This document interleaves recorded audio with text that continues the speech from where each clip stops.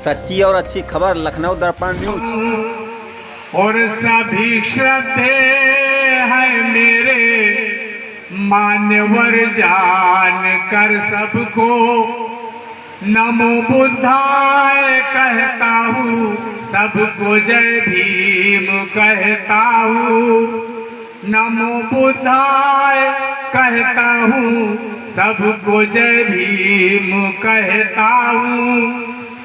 और आगे बढ़ने से पहले ये बता दूं कि आज हम देख रहे हैं हमारे बीच में संख्या बहुत कम है, लेकिन हमें कतई इस पर नहीं जाना है कि हमारी संख्या बल कम है, क्योंकि अगर आपको सड़ा गला गेहूं दे दिया जाए और 2 कुंटल 10 कुंटल खेत में बो दीजिए, वो उगेगा नहीं। लेकिन अगर 10 किलो गेहूं और वो मजबूत दाने का है बो दीजिए, तो वो 2-4 कुंटल के बजाय वो 10 किलो का गेहूं हमारे लिए ठीक है। इसलिए कहना चाहूंगा कि भारत में हमको मान और सम्मान जो मिला, भारत में हमको मान और सम्मान जो मिला, कहते हैं लोग भाग्य से भगवान से मिला। इतिहास को पढ़ा तो जानकारी ये मिली, इतिहास को पढ़ा तो जानकारी ये मिली। सम्मान सारा हमको संविधान से मिला, सम्मान सारा हमको संविधान से मिला। और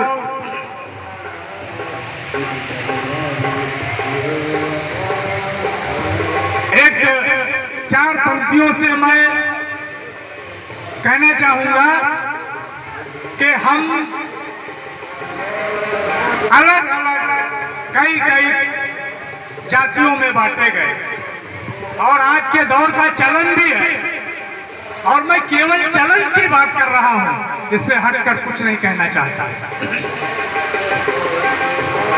कि चलन एक दूसरे से पूछते किस जाति के हो तुम, पूछते हैं कि चलन एक दूसरे से पूछते किस जाति के हो तुम।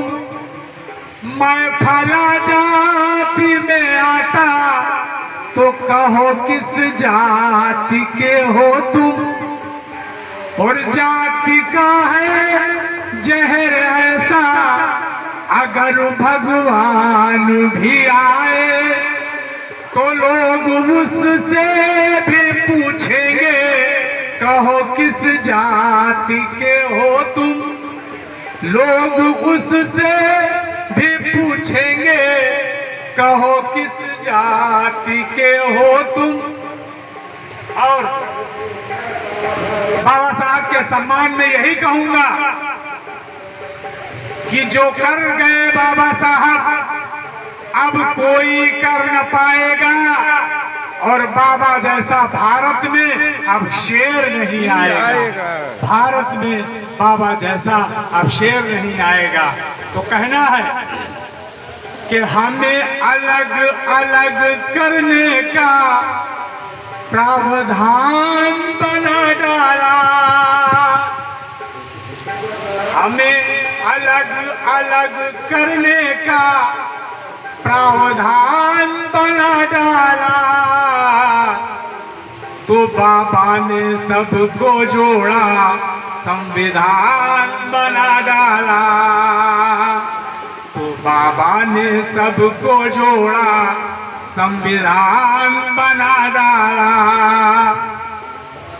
और इस बात को प्रमाणित करता हूं, 2 पंक्तियों से आगे कहना है कि बहुत से महामानव हुए हमारे यहाँ, उसमें किसी एक को तुलनात्मक रूप से लेकर के कहता हूं कि उठा के एक पर्वत को कहलाए गोवर्धन धारी, उठा के एक पर्वत को कहलाए गोवर्धन धारी। बाबा ने कलम उठाकर ये संसार हिला डाला, बाबा ने कलम उठाकर ये संसार हिला डाला। और दी संविधान ने ताकत अदने से आदमी को, दी संविधान ने ताकत अदने से आदमी को। पीएम सीएम से लेके पंच प्रधान बना डाला, पीएम सीएम से लेके पंच प्रधान बना डाला। और जज अधिकारी और नेता सब है जनता के सेवक, जज अधिकारी और नेता सब हैं जनता के सेवक। तो हक ना टकराए किसी का ये समाधान बना डाला, हक ना टकराए किसी का ये समाधान बना डाला। और अंतिम में मैं आपको हास्य के रूप में 4 पंक्तियां परोस करके अपना स्थान लेता हूं।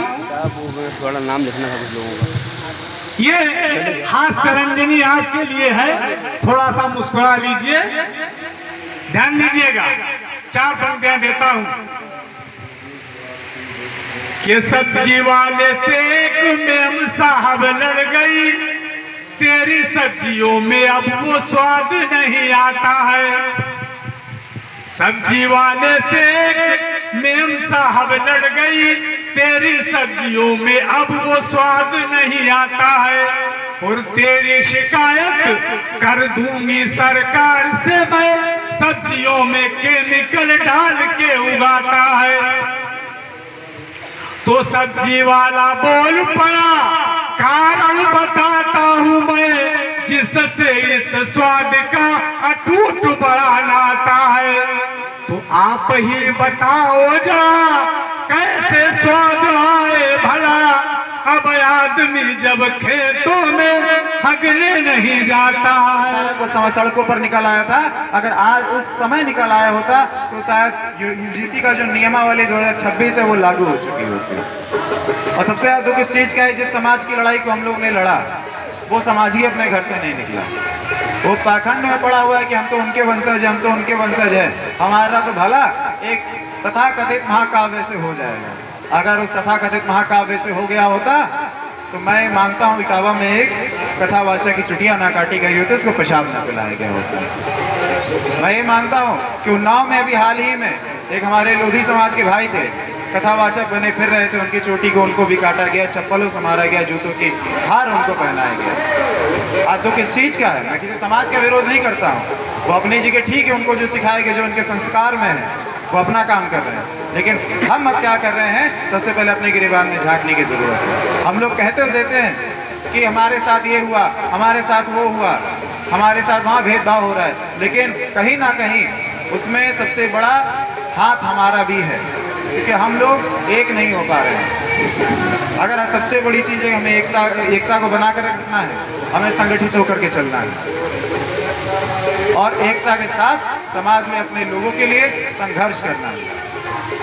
मैं इसी विश्वविद्यालय के अंदर देख रहा हूँ साथियों, लोग जय भीम कहने से डरते थे, बाबा साहब का नाम लेने से डरते थे, नीला पट्टा डालने से डरते थे, सोचते थे कहीं ये सामंतवादी विचारधारा के लोग आकर के हमारे पर हमला ना कर दें या हमें अपने साथ में बैठाना बंद कर दें। और वही जब अभी 17 जनवरी की बात है, रोहित वेमुला जी के शहादत दिवस था, हमने वहाँ पर उनके शहादत दिवस स्मृति यात्रा निकाली, तो हमारे ऊपर अखिल भारतीय विद्यार्थी परिषद, लेकिन उनके अंदर एक लगन थी, एक जज्बा था कि मुझे पढ़ना है और पढ़कर मुझे कुछ करना है। जिन्होंने अपनी बदौलत, अपनी हिम्मत की बदौलत, जिसको पानी पीने नहीं दिया जाता था, जिसको बैठने नहीं दिया जाता, लेकिन उनके जहन में बात थी कि मुझे कुछ करना है तो अपने लोगों के लिए कुछ करना है, मुझे दलितों के लिए कुछ करना है, मजदूरों के लिए करना है, गरीबों के लिए करना है, अकलियत के लिए करना है। जब वो मेरे डॉक्टर B.R. अम्बेडकर का बेटा जब बीमार हो गया, जब लंदन की सरजमी पे जाना था, बहुत लोगों ने कहा कि बेटा बीमार है, आप क्यों जा रहे हैं? तो उन्होंने कहा कि अगर मैं आज नहीं जाऊंगा तो कई लाख लोग बीमार पड़ जाएंगे। बाहर अम्बेडकर महान शख्सियत, लेकिन आज भी 14 अप्रैल को बहुत लोग दुनिया में पैदा हुए होंगे, ही भारत की सरजमी पे बहुत लोगों का जन्म हुआ होगा, लेकिन अम्बेडकर का भी जन्म इसी सरजमी पे हुआ, इसी भारत की सरजमी पे हुआ। जिनके पिताजी फौज में सूबेदार थे, लेकिन तब जब वो हाल था, जिनके बाप सूबेदार हो, उस बच्चे को बैठने नहीं दिया जाता, लेकिन तब दूसरे की बात होगी तो क्या बात होगा। मैं सभी सम्मानित एक एक नौजवान साथियों का आज इस लखनऊ की सरजमी पे स्वागत करता हूं। उसके बाद कांसीराम साहब के बारे में 2 मिनट बोल दे रहा हूं। इनके अधूरे काम को कांसीराम साहब ने पंजाब की सरजमी से, वो भी पेशे से नौकरी करते थे, लेकिन उनके साथ भी वही हाल हुआ। छुआछूत की बीमारी थी, लोगों के अंदर वो बात थी कि नहीं ये दलित परिवार से हैं, इनको पानी नहीं, बैठने नहीं दिया जाएगा, लेकिन कांसीराम साहब ने नौकरी छोड़ दी और आपको जगाने का काम किया। मैं अपनी बात को इसी बात से जुबान को लगाम दूंगा इस शेर के साथ। ऐ मेरे नौजवान साथियों, ऐ मेरी माँ बहनों, डॉक्टर अम्बेडकर इस दुनिया में नहीं है, लेकिन उन्होंने जो लिख दिया है वो मेरी ताकत है। जो अधिकार मिला है वो संविधान की बदौलत मिला है। जो आज हमें बैठने का अधिकार मिला है वो अम्बेडकर साहब की देन है। मैं बधाई दे उस शख्सियत जो आज दुनिया में नहीं है, फिर भी आज उनका नाम जिंदा है। तब उन्होंने कहा था, ऐ मेरे भारत के नौजवान साथियों, मेरी माँ बहनों, कि वतन की आन लिख रहा हूँ, वतन की शान लिख रहा हूँ, दलित का बेटा हूँ, संविधान लिख रहा हूँ, दलित का बेटा हूँ, संविधान लिख रहा हूँ, और अपनी लाश मिट्टी में दफनाने से पहले इस भारत की पैगाम लिख रहा हूँ। उन्होंने कहा था, जय हिंद, जय भारत।